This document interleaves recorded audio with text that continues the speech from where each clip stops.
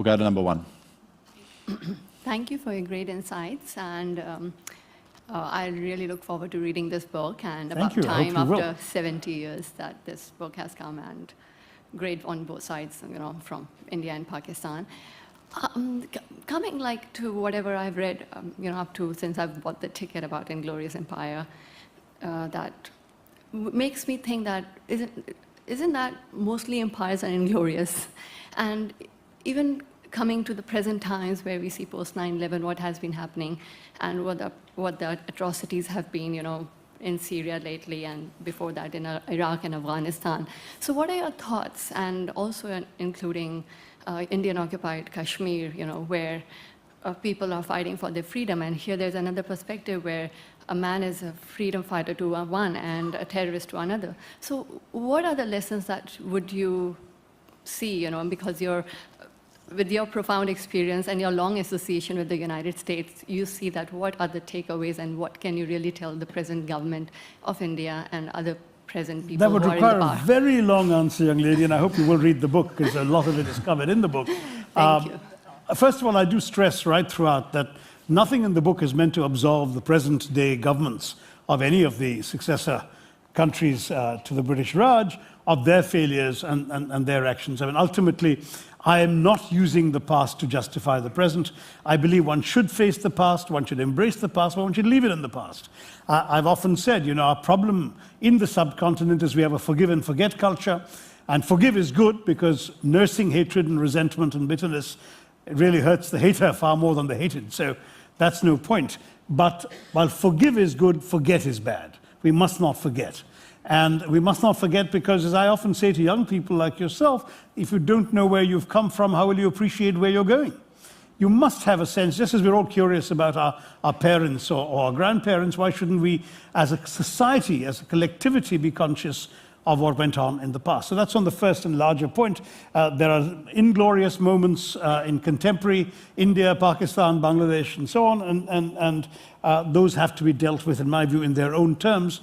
The history may have led us to that point, but there's no point blaming history anymore. We're the ones making the decisions today.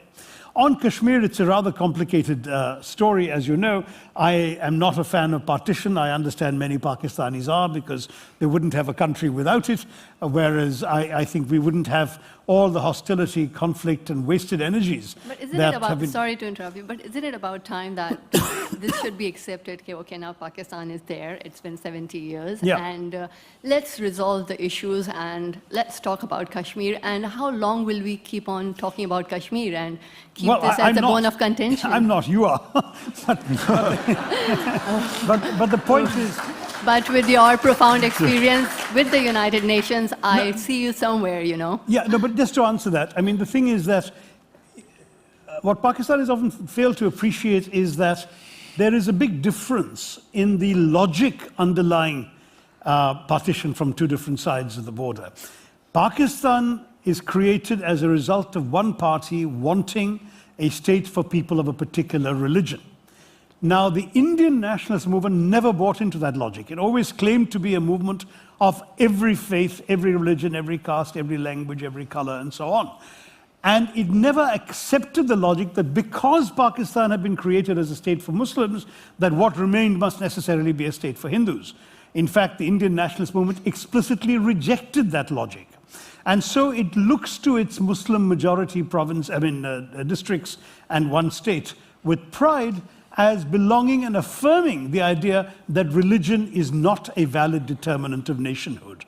Religion, frankly, the kind of logic that led to the creation of Pakistan would have been the kind of logic that would have been considered disreputable to express in India, that speaking in the name of one faith or one religion would have been seen as bigotry rather than as a national cause.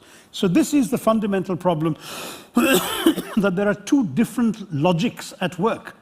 One seeing nationhood as inhering in faith, and the other seeing a large, diverse nation in which people of various backgrounds can overcome differences of caste, of creed, of color, of culture, of cuisine, of conviction, of costume, and of custom, and still rally around a consensus.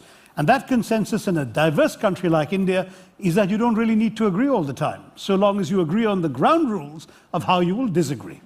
That's how we've been able to manage consensus without consensus, how we've been able to preserve, through our democracy, this astonishingly diverse land. And to us, therefore, the only way that works is if everybody feels an equal ownership and equal stake. And whereas there have been secessionist movements in other parts of India, they've been put down through a very effective combination of either law and order enforcement on the one hand or political co-optation on the other. So that yesterday's rebels and secessionists become political candidates today, chief ministers tomorrow, and given the vagaries of democratic politics, leaders of the opposition day after tomorrow. That's essentially the way it works everywhere, except in Kashmir. I admire, because we have a neighboring state that fuels it. I admire your enthusiasm and passion. I'm not sure we're going to solve Kashmir this afternoon.